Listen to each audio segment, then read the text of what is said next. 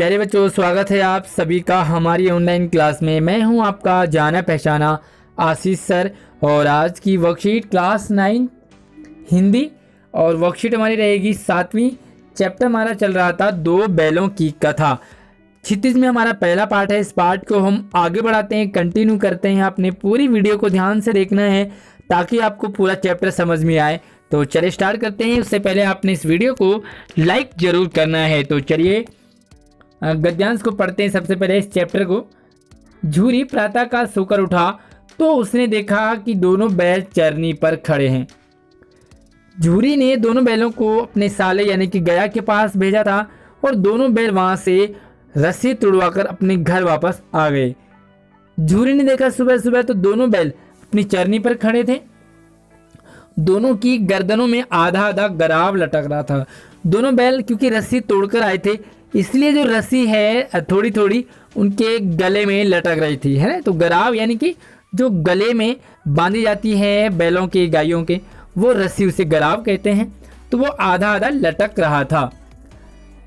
घुटने तक पांव कीचड़ में सने थे क्योंकि वो वहां से भागे थे। तो उन्हें जैसे रास्ता मिला जहां दिखा वहीं भाग निकले।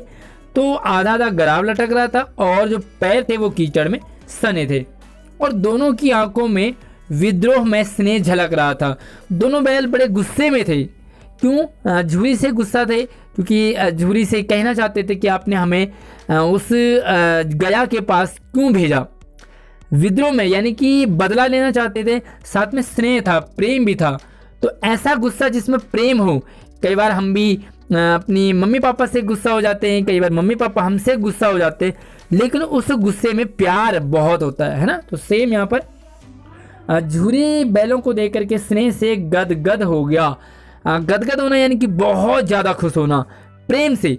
तो दोनों बैलों को देखा और वो भी प्यार आ गया उसे भी दोनों बैलों को के ऊपर कि दोनों बैल देखो कैसे दौड़ के मेरे पास आए हैं। दौड़ कर उन्हें गले लगा लिया। दोनों बैलों को गले लगाते जैसे छोटे बच्चों को लगाते हैं।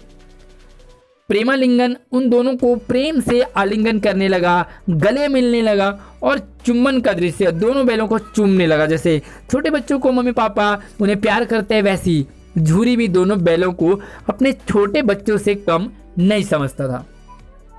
वो जो सीन था देखने लायक, सारे लोग देखने लगे, घर और गांव के लड़के जमा हो गए। ऐसा सीन देखा और बड़े खुश हो गए गांव के लड़के भी और वो तालियां बजा बजा कर उनका स्वागत करने लगे। दोनों बैलों का वेलकम करने लगे। इतनी दूर से आखिर भाग करके वो अपने मालिक के पास आ गए थे। गांव के इतिहास में यह घटना अभूतपूर्व न होने पर भी महत्वपूर्ण थी। हालांकि ऐसे कई बार हो चुका था, दोनों बैल दौड़कर आए थे, लेकिन इस बार कुछ खास था। इसलिए सभी जो लड़के हैं वो तालियां बजाने लगे दोनों बैलों के लिए। बाल सभा ने निश्चय किया, छोटे छोटे बच्चे थे उनकी टोली, उसे कहते हैं बाल सभा। तो उन्होंने निश्चय किया, फैसला लिया कि दोनों पशु वीरों का अभिनंदन किया जाना चाहिए, दोनों पशु वीरों का वेलकम किया जाना चाहिए, है ना। तो उनका जैसे स्वागत करते हैं ना, बारात आती है उसका स्वागत करते हैं, इसी तरह कोई अपने घर से रोटियां लाया, कोई गुड़ लाया, कोई चौकर लाया, तो सभी दोनों बैलों का वेलकम करने लगे। तो ये है आज का चैप्टर। तो चलिए इससे रिलेटेड हम आज की जो क्वेश्चंस हैं उन्हें देखते हैं। तो उम्मीद करूंगा आपको आज का जो ये चैप्टर है वो समझ आया होगा कि दोनों बैल वो गया के घर से भाग आए और भाग आए तो अपने घर आ गए। झूरी उन्हें देख करके बड़ा प्रसन्न हुआ। दोनों बैलों को झूरी पर गुस्सा भी आ रहा था लेकिन प्रेम भी था। और इस तरह से जब सीन वो गले मिले एक दूसरे से, बैलों के गले, तो गांव के सारे लोग देखने लगे और काफ़ी बहुत ही प्यारा नज़ारा सीन ऐसा देखने को मिला लोगों को। और लोगों ने भी, जो छोटे छोटे बच्चे थे उन्होंने भी तालियां बजा करके उनका वेलकम किया। तो चले यहाँ पर जो पहला सवाल है वो कुछ इस तरह से है।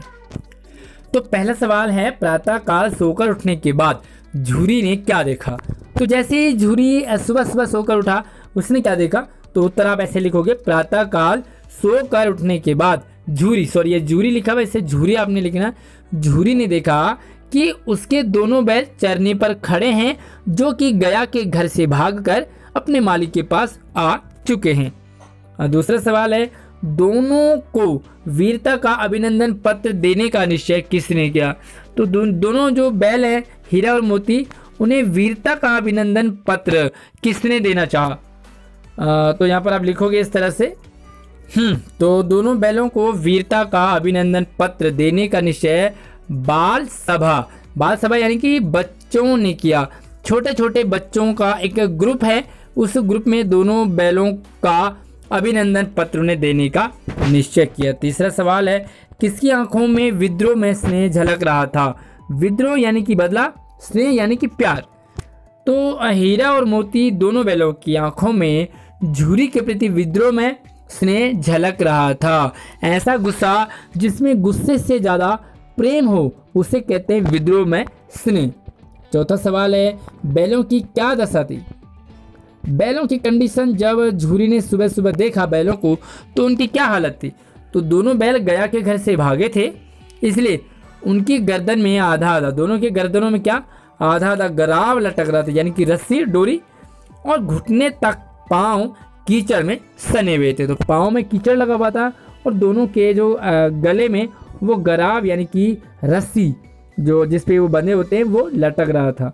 तो उम्मीद है आपको चौथा सवाल भी क्लियर हो गया होगा। अब पांचवा सवाल देखते हैं, तालियां बजा बजा कर कौन बैलों का स्वागत करने लगे और क्यों? है ना। तो पहला सवाल है कि कौन करने लगे स्वागत, वेलकम, और दूसरा है कि क्यों करने लगे। तो देखो, पूरे गांव और घर के लड़के तालियां बजा बजा कर बैलों का स्वागत करने लगे। तो कौन तालियां बजाने लगे? लड़के, घर गांव के लड़के यानी कि बाल सभा तालियां बजाने लगे। और क्यों बजाने लगे? क्योंकि दोनों बैल अपने मालिक झूरी के बिना एक पल भी दूर नहीं रह पाते थे। तो वो अपने मालिक के को छोड़ करके अपने मालिक से दूर नहीं रह पाए, तो उन्हें देख करके वो उन्हें लगा कि इनका स्वागत करना चाहिए, वेलकम करना चाहिए। छठा सवाल है, झूरी को देख करके स्नेह से झूरी बैलों को देखकर स्नेह से गदगद हो गया।